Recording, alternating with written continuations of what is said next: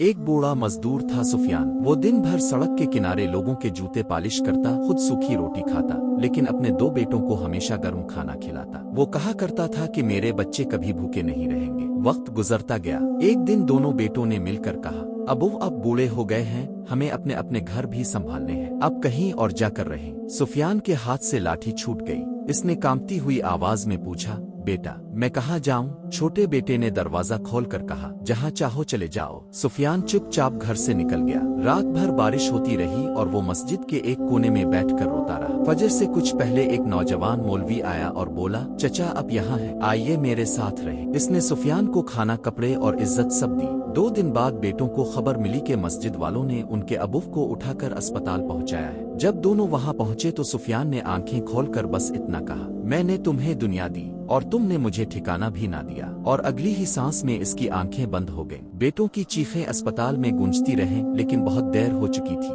دوستو، کمائی سے بڑا دل ہوتا ہے، اور جس باپ نے تمہیں کھڑا کیا ہو اسے کبھی گرنے نہ دو۔